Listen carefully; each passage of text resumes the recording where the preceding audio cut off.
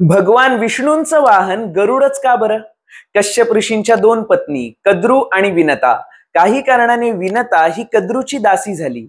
कद्रूच्या पोटी 1000 सर्प जन्माला आले. विनतेचा पुत्र गरुड. आता या गरुडाची आई विनता कद्रूची दासी झाली होती. त्यामुळे गरुडाला सुद्धा कद्रू आणि तिची मुलं म्हणजे सापांचं म्हणणं ऐकायला लागायचं. एकदा सापांनी त्याला अमृत आणून दे असं सुचवलं. मग तुझी आणि तुझ्या मातेची सुटका करू असंही सांगितलं. अमरत्व मिळवण्यासाठी सापांनी असा विचार केला. गरुड अमृताच्या शोधात निघाला. समुद्र मंथनाच्या दरम्यान हे अमृत देवांना प्राप्त झालं होतं. त्यामुळे ते मिळवण्यासाठी गरुडाने देवांशी युद्ध केलं. हा गरुड विशाल आणि शक्तिशाली होता.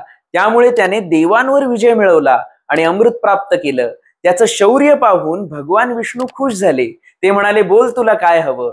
गरुड म्हणाला, मी तुमच्या स्थानाच्या वर असावं आणि अमृत न पिता मी अमर व्हावं असं बघा. भगवान विष्णू म्हणाले, तथास्तु. तू ध्वजावर असशील आणि आमचं वाहन होशील. अशा पद्धतीने गरुड भगवान विष्णूंचं वाहन झाला.